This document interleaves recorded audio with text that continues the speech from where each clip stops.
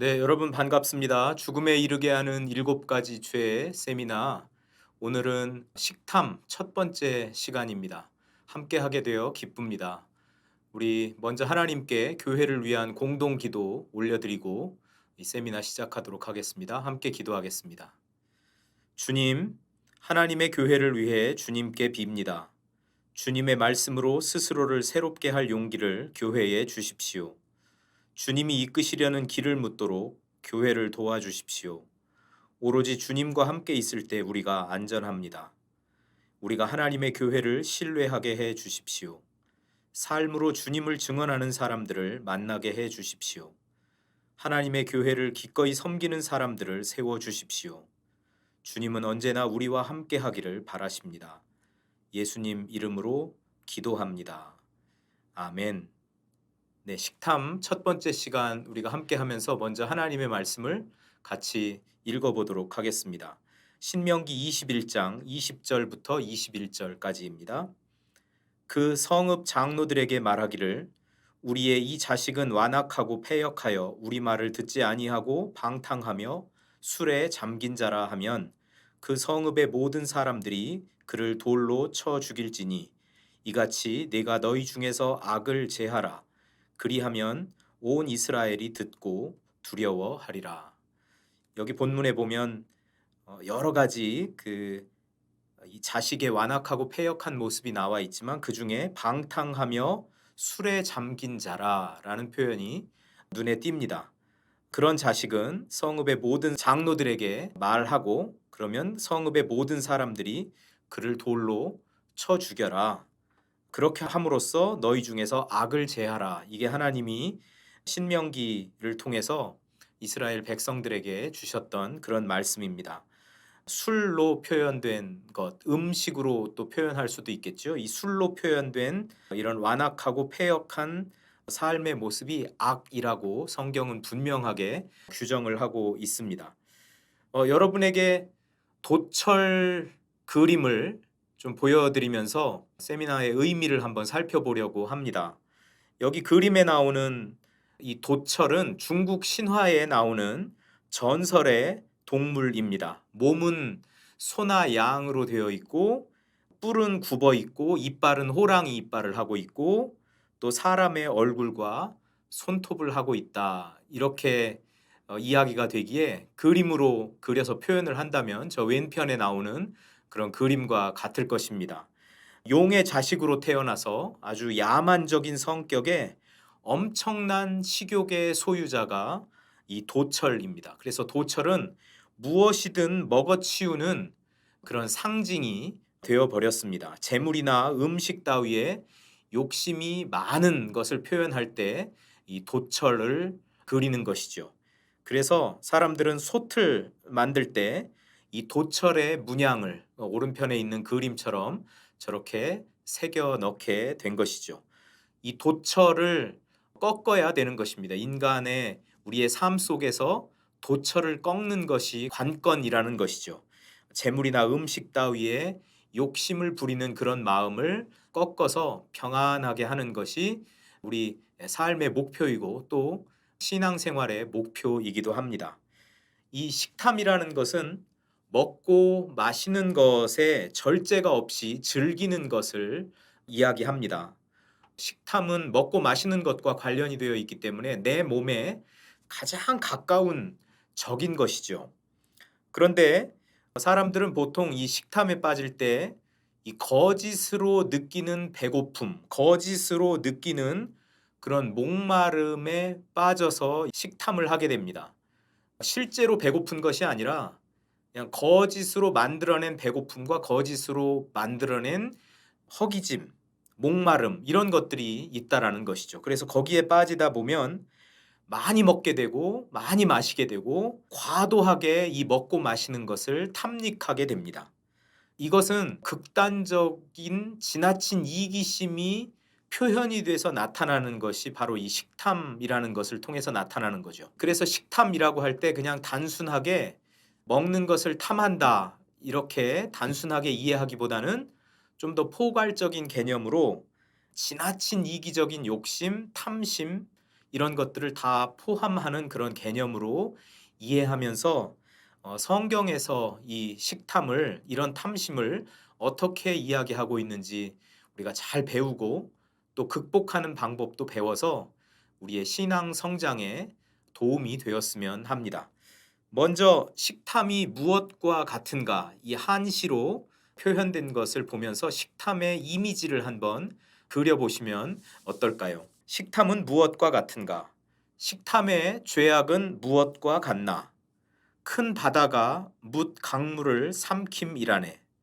만전 음식 손댈 것이 없다고 하며 한 번 웃고 사발을 들어 보이지. 배와 등이 딱 붙기를 기다려서야 몸뚱이가 원수임을 그제야 알리. 어이해야 부지런히 자신을 이겨 절제를 달게 여겨 덕과 짝할까. 큰 바다가 뭇 강물을 삼키는 것이 바로 식탐이다. 이렇게 그 식탐의 이미지를 그리고 있습니다. 그러면서 중간에 보니까 몸뚱이가 원수지라는 것을 이제 배와 등이 딱 붙게 되면 그렇게 배고파 보면 알게 된다라는 것이죠. 몸뚱이가 원수다. 그래서 이 식탐이라는 것은 우리 몸에 가장 밀접하게 가까이 있는 그런 적이라는 사실을 우리가 이 한시를 통해서도 배우게 되고 이 식탐을 극복하는 것이 바로 절제다라는 것도 시를 통해서 보게 되네요. 자, 식탐은 성경에서 그럼 무엇이라고 말하는지 한번 살펴보겠습니다. 첫 번째, 식탐은 과도한 탐닉의 죄입니다. 아모스 6장 4절 말씀을 보겠습니다. 상아상에 누우며 침상에서 기지개 켜며 양떼에서 어린 양과 우리에서 송아지를 잡아서 먹고. 아모스 선지자는 여로보암 2세가 다스리고 있을 때, 즉 북이스라엘의 국력이 신장되어서 남유다까지 세력을 뻗치며 번영을 누리던 그때에 북이스라엘의 선지자로 활동했던 분입니다. 당시 이스라엘 지도자들이 얼마나 풍요로운 삶을 살고 있었는지 오늘 본문을 보면 그 모습을 보게 됩니다. 상아상에 누우며 침상에서 기지개 켜며 양떼에서 어린 양과 우리에서 송아지를 잡아서 먹고. 이 상아를 이스라엘 땅에서 구하기는 어렵겠죠. 그러면 이건 수입품이라는 얘기인데 그 수입품 상에서 침대에서 자고 일어나는 그런 생활을 하고 있었다. 양떼에서 어린 양을 골라서 잡아먹고 또 우리에서 송아지를 골라서 잡아먹습니다. 이 어린 양과 송아지는 더 자라야 되지 않습니까? 그래야 새끼도 낳게 되고 그래야 그 종족을 보존하게 되고 이런 기능들을 하게 될 텐데 미처 자라기 전에 어린 양, 송아지를 잡아서 먹는 것이죠. 어릴수록 뭐 부드럽다는 그런 얘기가 있으니까 어린 양과 송아지를 먹으면 아마 식감이 훨씬 더 좋아서 그랬을 수 있습니다. 더 맛있는 음식을 만들 수 있기 때문에 그랬을 수 있습니다. 당시 이스라엘 지도자들의 이 풍요로운 생활상, 그 사람들은 안일한 삶에 빠져서 방탕과 쾌락을 탐닉하는 삶을 살고 있었고, 아모스 선지자는 하나님의 말씀을 통해서 그들의 이런 안일함을, 그들의 방탕과 그들의 쾌락을 경고하고 있는 것이죠. 식탐은 과도한 탐닉의 죄라는 사실을 하나님의 말씀을 통해서 분명히 우리는 깨닫게 됩니다. 두 번째, 식탐은 잘못된 생각을 품게 하는 죄입니다. 누가복음 12장 19절 말씀 보겠습니다. 내가 내 영혼에게 이르되 영혼아 여러 해 쓸 물건을 많이 쌓아 두었으니 평안히 쉬고 먹고 마시고 즐거워하자. 이 한 부자의 비유입니다. 이 부자가 지향하는 삶의 자세는 물질에 의존하여 물질로 말미암은 쾌락을 즐기는 것에 있습니다. 그래서 소출을 많이 얻었고 그것을 모아둘 창고도 더 넓혀서 짓고, 그러니까 창고 가득 재물을 이렇게 채워놓고 그 영혼에게 이야기하는 거죠. 영혼아 여러 해 쓸 물건을 많이 쌓아두었으니 평안히 쉬고 먹고 마시고 즐거워하자. 여러분, 이 부자가 영혼에게 하는 말과 우리가 하나님의 말씀을 통해서 배운 말하고 얼마나 큰 괴리가 있습니까? 이 부자에게 진리를 추고자 하는 마음이 있나요? 이 부자에게 가난한 이웃에 대한 관심이 있나요? 이 부자에게 풍성한 소출을 하나님이 주셨으니 하나님 감사합니다. 이런 감사의 마음이 있나요? 전혀 없습니다. 단지 자기가 얻게 된 부를 이용해서 안락하고 풍족한 세월을 구가해 보자는 그런 아주 본능적인 욕망만 가득하다라는 것이죠. 이렇게 식탐은 우리 안에 잘못된 생각을 품게 합니다. 잘못된 생각을 품게 하는 죄가 식탐이라는 것이죠. 세 번째, 식탐은 우리 몸을 타락시키는 죄입니다. 고린도전서 6장 19절 20절 말씀입니다. 너희 몸은 너희가 하나님께로부터 받은 바 너희 가운데 계신 성령의 전인 줄을 알지 못하느냐. 너희는 너희 자신의 것이 아니라 값으로 산 것이 되었으니 그런즉 너희 몸으로 하나님께 영광을 돌리라. 오늘 본문에 보니까 우리 몸은 성령의 전이라고 이렇게 표현하고 있습니다. 우리 개인의 인격 속에 성령님이 거하신다는 것이죠. 그러므로 성전에 적합하지 않은 행위를 우리가 삼가야 한다는 말씀입니다. 음행뿐 아니라 우리 삶의 모든 부분에서 적합하지 않은 행동은 절제되어야 하는 것이 맞습니다. 인격뿐 아니라 우리 몸을 성령이 거하시는 거룩한 처소로 우리가 생각하고 우리 몸을 악행하지 않도록, 우리 몸이 음행에 빠지지 않도록, 성전에 적합하지 않은 행위를 하지 않도록 삼가고 경계해야 된다라는 것이 오늘 고린도전서 6장 19절 20절의 말씀인 것이죠. 식탐이 지나치면 우리의 몸을 타락시킵니다. 이것은 분명한 죄라는 사실을 꼭 기억하시기를 바랍니다. 식탐의 유형은 어떤 것이 있을까요? 첫 번째, 먹는 것으로 이 탐심이 표현이 되는 것을 식탐이라고 하겠죠. 하나님의 말씀 잠언 30장 21절 22절 말씀을 보겠습니다. 세상을 진동시키며 세상이 견딜 수 없게 하는 것 서너시 있나니 곧 종이 임금된 것과 미련한 자가 음식으로 배부른 것과. 오늘 저는 미련한 자가 음식으로 배부른 것, 거기에만 초점을 맞추어서 살펴보겠습니다. 이 미련한 자가 음식으로 배부른 것은 부를 누릴 자격이 없는 사람이 우연히 부자가 된 것을 말하는 것입니다. 미련한 자가 현명한 자보다 높은 자리에 있게 되면 문제가 생기게 되죠. 미련한 자가 부자가 되면 그는 한껏 교만해집니다. 그래서 교만하게 더 큰 것을 원하다가 결국 모든 것을 잃게 되고 마는 것이죠.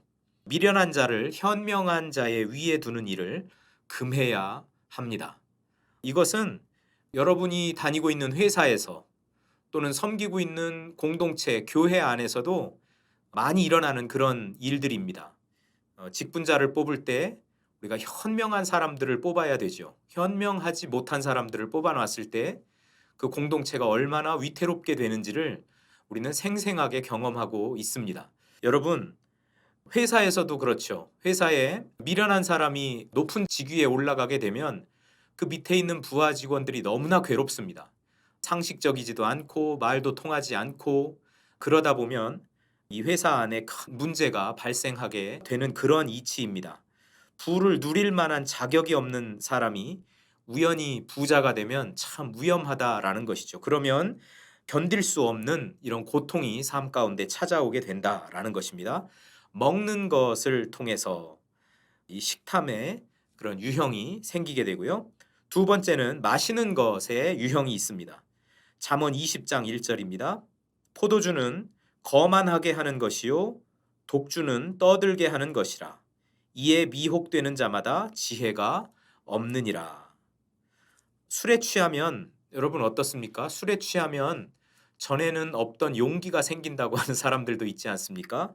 아무나 조롱하고 멸시하는 그런 경향이 또 술에 취하면 나타나게 되는 거죠. 목소리가 작았던 사람이 막 큰 소리로 떠들고 이야기하는 그런 모습들도 우리는 많이 보게 됩니다. 술에 취한 사람이 보이는 이런 어리석은 그런 행위를 경고하고 있는 겁니다. 포도주는 거만하게 하는 것이요 독주는 떠들게 하는 것이라. 이에 미혹되는 자마다 지혜가 없느니라. 술에 취하면 지혜로운 행동을 할 수 없다는 것이죠.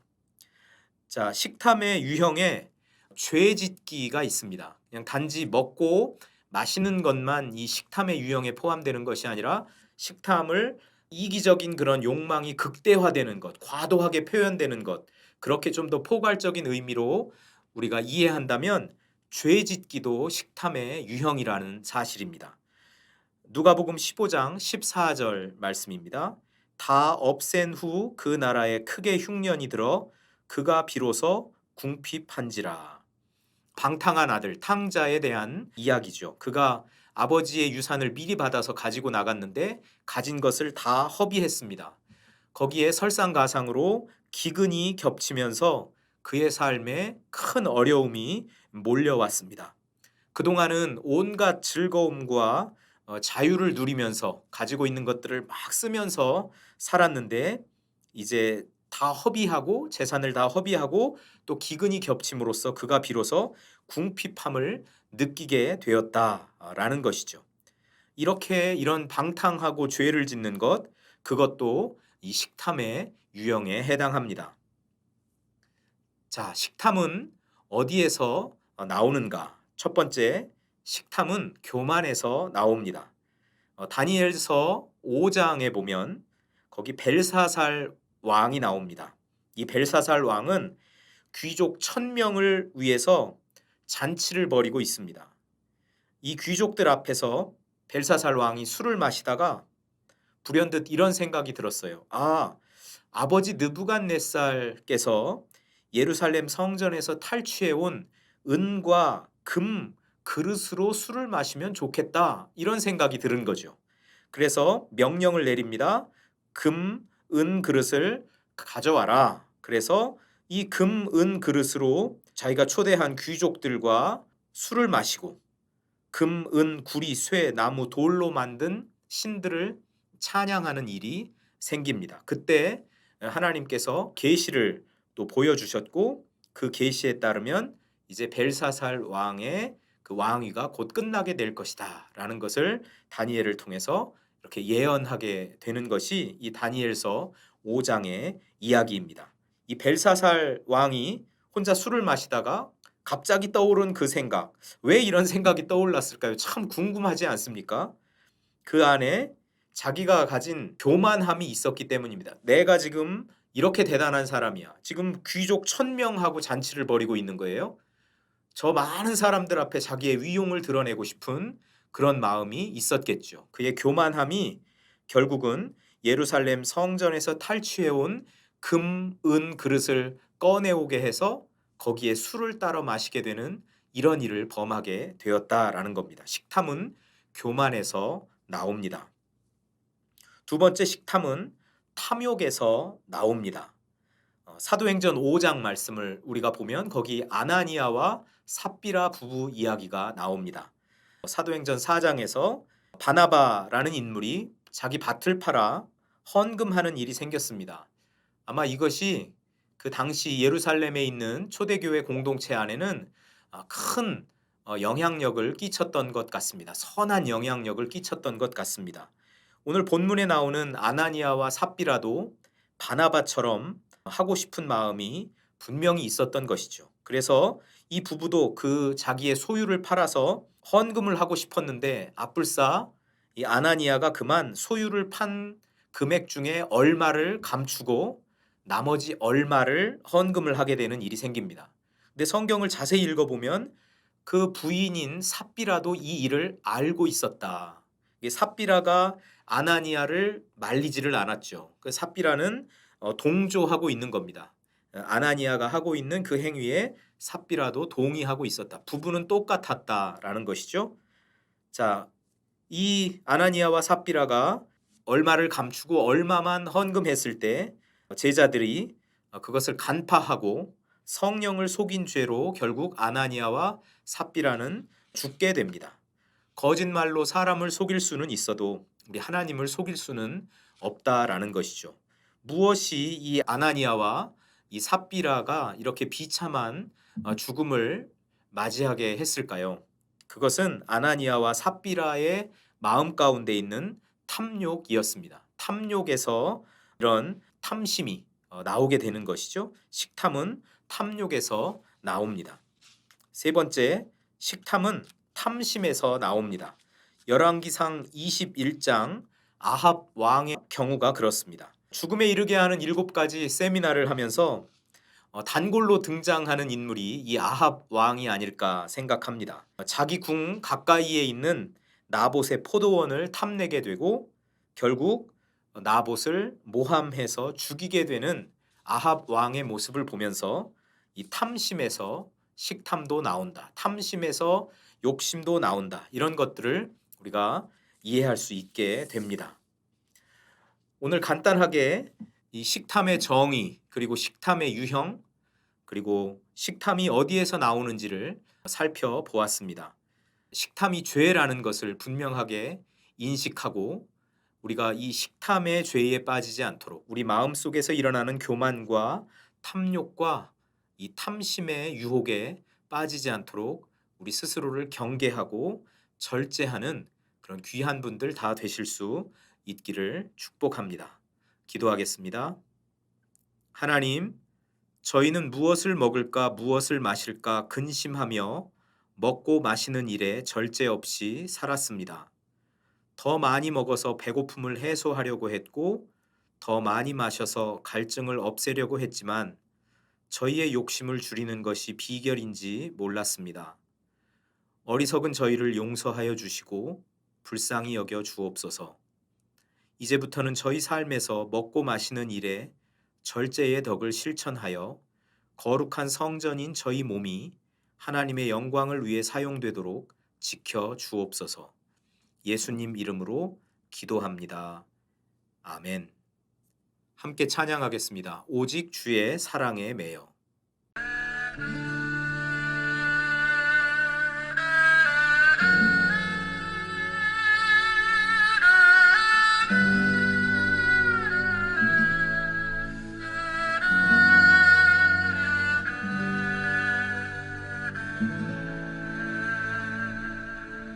오직 주의 사랑에 매여 내 영 기뻐 노래합니다.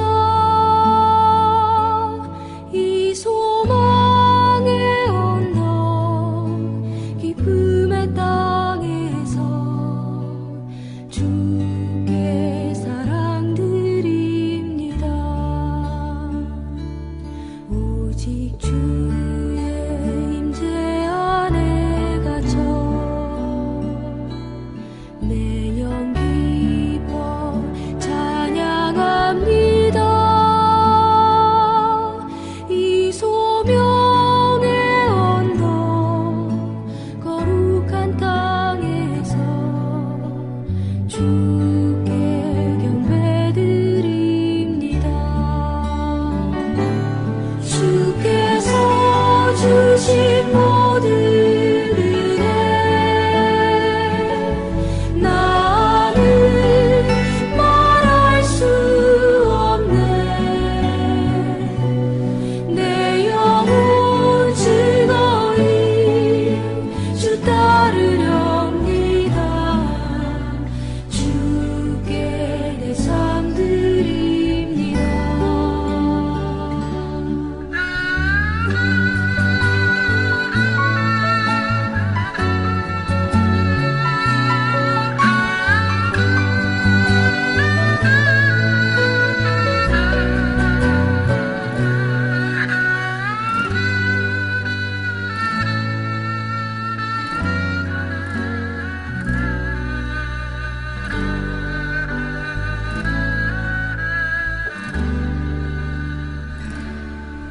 오직 주의 사랑에 매여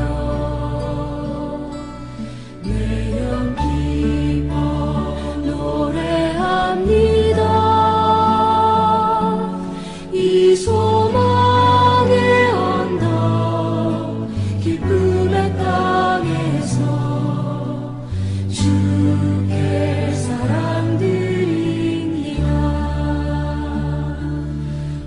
오직 주의 임재 안에 갇혀 내 영 기뻐 찬양합니다. 이 소명의 언덕 거룩한 땅에서 주께 경배드립니다. 주께서 주신 모든 은혜 나는 말할 수 없네. 내 영혼 즐거이 주 따르렵니다. 주께 내 삶 드립니다. 주